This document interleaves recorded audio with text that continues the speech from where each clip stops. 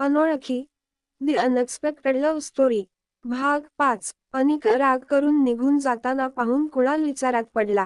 त्याला वाटलं, जर त्याने रागिनीला सगळं सांगितलं नाही तर कदाचित ती त्याच्याशी मैत्री करणार नाही. त्याच्या नवीन क्रशला स्वतःपासून दूर जाण्यापासून रोखण्यासाठी कुणालने तिला आवाज दिला, थांब, सगळं सांगतो, सगळं सांगतो. अनिका जणू याच क्षणाची वाट पाहत होती. ती तात्काळ थांबली. तिचं हृदय वेगानं धडधडत होतं, पण तिनं स्वतःला नियंत्रणात ठेवलेलं, कारण ती कुणालसहित कोणालाही तिच्याबद्दल काहीही सांगायचं नव्हतं. गेली 6 वर्ष अनिका फक्त याच क्षणाची वाट पाहत होती की कुठून तरी तिच्या मुलाच्या संदर्भात काहीतरी कळेल. अनिकाने लगेच तिच्या पर्समधून सनग्लासेस काढले आणि पटकन घालून घेतले. तिला नको होतं की कुणालने तिच्या डोळ्यांतील ओलावा पाहावा. पण हे पाहून कुणाल अधिकच टेन्शनमध्ये आला.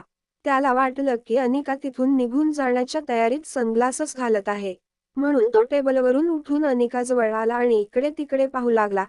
जणू काय त्यांची बोलणी कोणी ऐकत तर नाही ना, हे तपासत होता. नंतर त्याने हळूच अनिकाला सांगितलं, बघ रागिनी, मला खरंच माहित नाही त्या मुलाचं काय झालं. खरं तर अनिकाचे वडील गौतम यांनीच त्याला किडनॅप केलं होतं. फक्त त्यांनाच माहितीये की तो मुलगा आता कुठे आहे. हे ऐकून अनिका पूर्णपणे तुटून गेली. तिला शंका होतीच की तिच्या वडिलांचा तिच्या मुलाच्या अपहरणात हात असू शकतो. पण आज कुणालच्या तोंडून ऐकून तिचा विश्वास बसला. तिला समजत नव्हतं की तिच्या वडिलांनी असं का केलं. कुणाल, जो अजूनही तिच्या मागे उभा होता, त्याने हळूच अनिकाच्या खांद्यावर हात ठेवला आणि नंतर हळूच तिच्या समोर आला. अनिका, जे अजूनही धक्क्यात होती, तिने कुणालला समोर पाहिलं आणि काहीही न बोलता इकडे तिकडे पाहू लागली. अनिकाची ही नर्व्हसनेस पाहून कुणालनं विचारलं, काय झालं रागिनी, तू इतके नर्व्हस का आहेस? आणि हो, प्लीज आता राग करू नकोस, पण तुला ह्या सगळ्यांशी काय घेणं देणं आहे? अनिका अजूनही धक्क्यातच होती. पण कुणालचा संशय वाढू नये म्हणून अनिकानं कसंबसं सांगितलं, मी पटकन नवी मैत्री करत नाही. जोपर्यंत पूर्ण माहिती होत नाही, तोपर्यंत मी मैत्री करत नाही. कुणाल थोडं फ्लर्ट करत म्हणाला, आता तर सगळं कळलं माझ्याबद्दल. आता तरी मैत्रीचा हात पुढे कर. हे बोलताना कुणालने मोठ्या फ्लर्टिशस स्माईलसह त्याचा हात पुढे केला. पण आता कुणाल अनिकासाठी काही उपयोगाचा नव्हता, कारण तिला माहित होतं की कुणाल तिला तिच्या मुलापर्यंत पोहोचवू शकत नाही. अनिकाने कुणालचा हात न धरताच फक्त एवढं सांगितलं, एवढ्या सहज नाही. तुला थोडी वाट बघावी लागेल. इतकं बोलून अनिका तिथून निघून गेली. कुणालला रागिनीचं वागणं थोडं विचित्र वाटलं. पण मग त्याने मनाशीच ठरवलं, शहरातली मुलगी आहे, थोडे नखरे तर करणारच. दुसरीकडे पॅराडाईस हॉटेलमध्ये रिया एका खूपच इंटरेस्टिंग गेममध्ये होती. रिया हेडफोनद्वारे टीमला इन्स्ट्रक्शन देत होती. तुम्ही सगळे मागेच राहा. मी पुढे जाऊन शत्रूंचा बंकर उडवते. हो, हा बूस्टर आपल्या टीमचा आहे. आता शत्रूंना सोडणार नाही. राहुल, 121 तू एअरबेसवर हल्ला कर. हेड, तर शत्रू लीडरला ब्लास्ट करा. 1, 2, 3. आपण जिंकलो. नेहमीप्रमाणे रियाची टीम जिंकली. गेमिंग जगात रिया स्वीट एंजल या नावाने प्रसिद्ध होती. जरी तिने तिच्या गेमिंग आयडीवर कोणताही फोटो टाकला नव्हता, तरी तिला नको होतं की लोकांनी तिच्या वयावरून तिला जज करावं. अनेक लोकांना वाटत होतं की स्वीट एंजल कोणीतरी मोठी इंजिनियर किंवा संगणक जिनियस असावी. संपूर्ण जगभरातून रियाच्या फॅन्सकडून well played, you are the best असे मेसेज येऊ लागले. इतकंच नाही तर 25,000हून अधिक पेंडिंग रियाच्या गेमवर जमा होत्या. रियावर आता ह्या मेसेजेसच्या वाहवाहीचा काहीच परिणाम होत नव्हता, कारण आता हे सगळं तिच्यासाठी खूपच सामान्य झालं होतं. स्वीट एंजल नावानं खेळणारी रिया मोर्टल फाईट गेमची वर्ल्ड चॅम्पियन होती. रियानं तिचा टॅबलेट सोफ्यावर फेकला. उभी राहून खोलीतल्या इंटरकॉमकडे गेली. तिने विचार केला की एक चॉकलेट मिल्कशेक मागवावा. फोन उचलून ती रूम सर्व्हिसचा नंबर डायल करणार होती, तेव्हाच तिला अनिकाची एक गोष्ट आठवली. अनिका निघताना तिला म्हणाली होती, रूमच्या समोर एक मोठा पागल आणि एक छोटा पागल राहतो. रिया तशी चांगली मुलगी होती, पण खूप शरारती होती. ती त्या मुलांपैकी होती ज्यांना काही करू नको असं सांगितलं तर ते जाणून घेण्यासाठी खूपच उत्सुक होतात की मोठे त्यांना ते करण्यापासून का रोखत आहेत. रियाने मोठ्या हसण्यासह दार उघडलं आणि समोरच्या रूमचा नंबर वाचला. 2401. रिया पुन्हा इंटरकॉमकडे गेली आणि त्यात स्माईलसह नंबर डायल केला. तेव्हाच रोहित मारवा यांच्या खोलीत इंटरकॉमची घंटी वाजू लागली. रूममध्ये सध्या फक्त सनी आणि आर्यन होते. सनी बाल्कनीत उभा राहून त्याच्या मित्राशी फोनवर भांडत होता. कोणत्या तरी गेममध्ये त्याच्या मित्रामुळे त्यांची टीम हरली होती. सनी त्याच्या मित्राला समजावत होता की जास्तीत जास्त स्वीट एंजल चा गेम फॉलो करावा, ज्यामुळे तो देखील तिच्याकडून काही शिकू शकेल. सनी व्यस्त असल्याचं पाहून आर्यनने स्वतः फोन उचलला. आर्यन आपल्या गोड आणि हळू आवाजात म्हणाला, हॅलो. समोरून रिया हसत हसत म्हणते, लहान आहेस का? म्हणजे छोटा पागल. हे म्हणत रिया पुन्हा हसू लागली. आर्यन दिसायला अगदी रियासारखा होता, पण तो तिच्या अगदी विरुद्ध होता. आर्यन आपल्या ओठांना दातांनी चावून काहीतरी विचार करू लागला आणि मग म्हणाला, मी पागल नाही आहे. रिया हसायचं थांबली. मग आर्यनने निरागसपणे विचारलं, हे तुला माझ्या टीचरने सांगितलं का? हे ऐकून रियाच्या मनात विचार आला. मॉमने खरंच सांगितलं होतं. तिला खरंच वाटू लागलं की समोर दोन पागल राहतात. आता रियाला आणखी मस्ती करायची इच्छा झाली. तिने आर्यनला छेडत विचारलं, म्हणजे तुझ्या टीचरलाही हे माहीत आहे? आर्यनला छोट्या हातांनी फोनचा रिसिव्हर धरायला त्रास होत होता. त्याने रिसिव्हर दुसऱ्या हातात घेतला आणि फोनच्या बाजूला असलेल्या खुर्चीत बसला. मग उदास होऊन तो म्हणाला, तिचं म्हणते मला स्पेशल शाळेत जायला पाहिजे. हे ऐकून रियाने हसणं थांबवलं आणि लक्षपूर्वक ऐकायला लागली. आर्यन बराच काळ आपल्या वयाच्या मित्राशी बोलला नव्हता. रियाचा आवाज ऐकून त्याला असं वाटलं जणू त्याचा जुना मित्र परत आला आहे. त्याने रियाला विचारलं, तू शाळेत जातेस का? रियाला हा प्रश्न खूप विचित्र वाटला. पण शाळेच्या नावावर ती थोडी चिडून म्हणाली, ऑफकोर्स मी शाळेत जाते. प्रत्येक मुलगा शाळेत जातो. तू जात नाहीस का? आर्यन उदास होऊन म्हणाला, मी शाळेत जात होतो, जेव्हा आम्ही संपूर्ण कुटुंबासोबत राहत होतो. मग डॅड मला इथे घेऊन आले. हे हॉटेल डॅडचं आहे. आता आम्ही इथेच हॉटेलमध्ये राहतो. ट्युशन तिचं इथेच शिकवायला येते. रियाने कधीच एवढ्या गंभीर गोष्टी ऐकल्या नव्हत्या. तिने थोडं दुःख होऊन विचारलं, शाळेत जात नाहीस, हॉटेलला घर बनवून राहता, मग तुझा इथे कोणी मित्र आहे का? आर्यन मागे वळून पाहतो की सनी आला आहे का नाही. सनीला व्यस्त पाहून आर्यन हळू आवाजात बोलतो, नाही, इथे माझ्यासोबत डॅड आणि काका राहतात. रियाला आर्यनच्या गोष्टी विचित्र वाटत होत्या, पण आता तिला आर्यनविषयी सहानुभूती वाटत होती. तिने एक परिपक्व प्रौढासारखा गंभीर विचार करून आर्यनसमोर एक ऑफर ठेवली. बरं एक सांग, माझा मित्र बनशील का? आर्यनच्या आयुष्यात फक्त दोन गोष्टींची कमतरता होती, आई आणि मित्र. त्यामुळे त्याने त्वरित होकार दिला. त्याच्या आवाजात जणू काही अचानक जोश आला.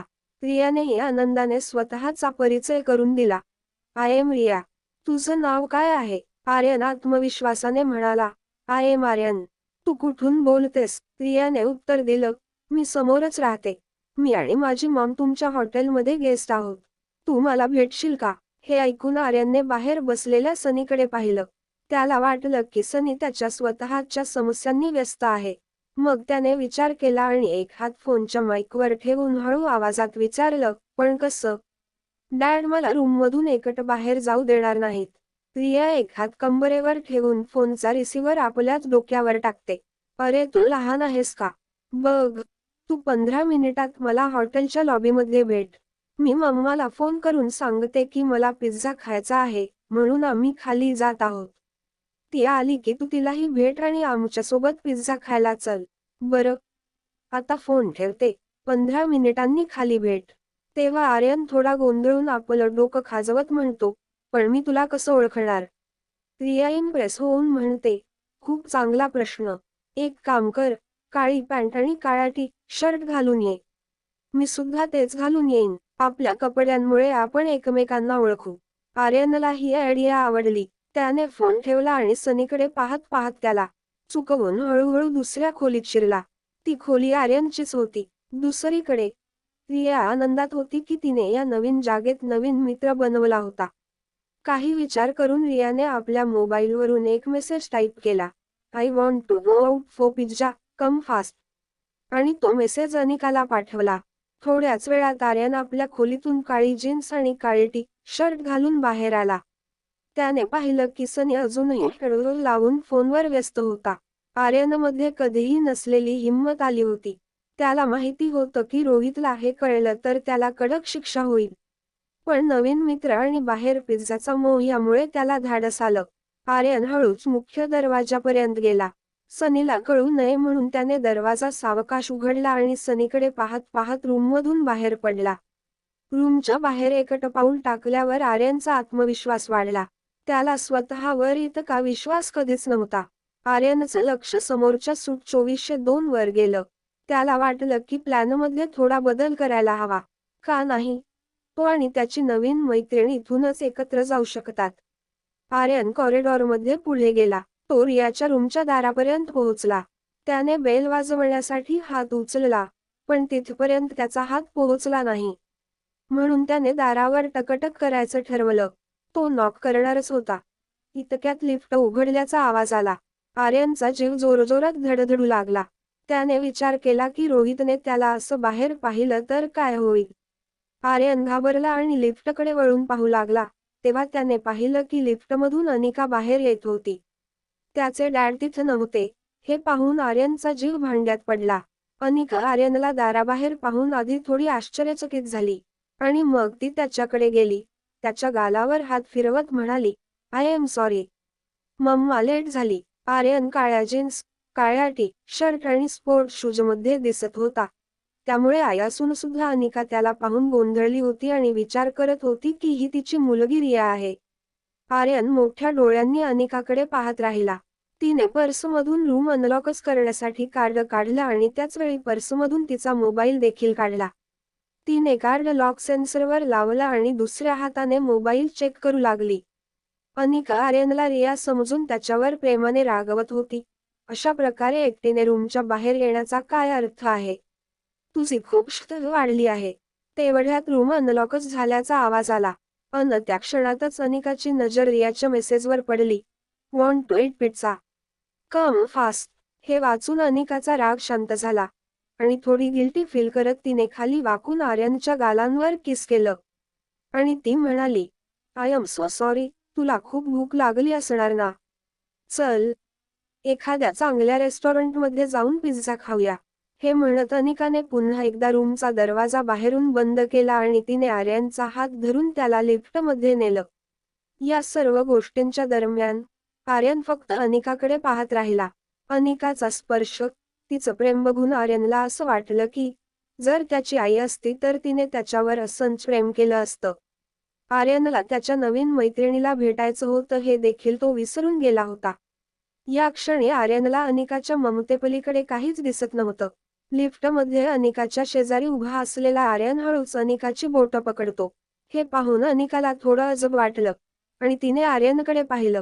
आर्यनच्या डोळ्यांतून असं वाटत होतं की जणू तो विचारत आहे, मॉम तू कुठे होतीस? अनिका, जे अजूनही आर्यनला रिया समजत होती, तिने एक क्षण विचार केला की रिया इतकी इमोशनल का होत आहे. म्हणून तिने आर्यनला पकडून जवळ घेतलं आणि खाली वाकून त्याला आपल्या हातात उचललं. आर्यनने डोळे बंद केले आणि अनिकाला घट्ट मिठी मारली, जणू तो याच क्षणाची कधीपासून वाट पाहत होता. त्याने कधीच अनिकाला पाहिलं नव्हतं, पण आज त्याला असं वाटत होतं की तो याआधीही तिच्या मांडीवर खेळला आहे. अनिका हळूहळू आर्यनच्या पाठीवर थोपटत राहिली, ज्यामुळे काही सेकंदातच आर्यन अनिकाच्या खांद्यावर डोकं ठेवून झोपला. तेवढ्यात लिफ्ट ग्राउंड फ्लोअरवर पोहोचली आणि लिफ्टचं दार उघडलं तेव्हा समोर रोहित मारवा उभा होता. रोहित आणि अनिकाची नजरानजर झाली, पण दोघांपैकी कोणीच काही बोललं नाही. आर्यनचं डोकं अनिकाच्या खांद्यावर झुकलेलं असल्यामुळे रोहितला आर्यनचा चेहरा दिसला नाही. अनिका आर्यनला थोपटत लिफ्टमधून बाहेर निघाली आणि रोहित फक्त तिला पाहत राहिला. असं वाटत होतं की रोहित आता आर्यनला अनिकाच्या मिठीत पाहणार आहे. अगदी पुढे चाललेली अनिका थोडी थांबली आणि मग मागे वळून रोहितकडे पाहिलं. तिने पाहिलं की रोहित तिच्याकडे एकटक पाहत आहे. अनिकाचं लक्ष गेल्यावर रोहितला कळलं की तो तिच्याकडे बघत होता. त्यामुळे त्याने थोडं उघडून आजूबाजूला पाहिलं आणि खोकत लिफ्टमध्ये निघून गेला. रोहितला स्वतःवर खूप राग आला. त्याला वाटलं की अनिकाला चुकीचे सिग्नल मिळाले असतील. तेवढ्यात लिफ्ट बाहेर काही हालचाल न झाल्यामुळे रोहितला वाटलं की अनिका निघून गेली असावी. खात्री करण्यासाठी त्याने लिफ्ट बाहेर डोकावून पाहिलं, तर तिथे अनिका अजूनही उभी होती. रोहितने घाईघाईत पुन्हा लिफ्टमध्ये डोकं आत घेतलं आणि पटकन टॉप फ्लोअरचं बटन दाबलं. आता त्याला आपल्या वागण्याचा आणखीनच पश्चात्ताप वाटत होता. त्याने आपल्या हाताने जोरात लिफ्टच्या भिंतीवर मारलं. स्टीलचं दार असल्यामुळे त्याच्या मुठीचा आवाज संपूर्ण हॉटेलमध्ये घुमला. टॉप फ्लोअरला लिफ्टचं दार उघडलं तेव्हा रोहितने पाहिलं की काळ्या जीन्स आणि काळे टी शर्ट घातलेली रिया लिफ्टची वाट पाहत उभी आहे. रोहित, जो आधीच थोडा अस्वस्थ होता, त्याने रियाला आर्यन समजून कडक आवाजात रागावलं, तू पुन्हा इथेच उभा आहेस. रूममधून एकट्याने बाहेर निघू नकोस असं कितीदा सांगितलं ने तुला. Why don't you listen to your dad. Dad, हे ऐकताच रियाच्या डोळ्यात आनंद चमकला. तिच्या चेहऱ्यावर एक मोठं हास्य पसरलं. आपली सगळी ताकद गोळा करत तिने जोरात ओरडून आनंदाने म्हटलं, डॅड, अखेर मी तुम्हाला शोधलं. To be continued. व्हिडिओ आवडला असेल तर लाईक करा, शेअर करा आणि चॅनेलला सबस्क्राईब करून बाजूची घंटी नक्की दाबा. धन्यवाद.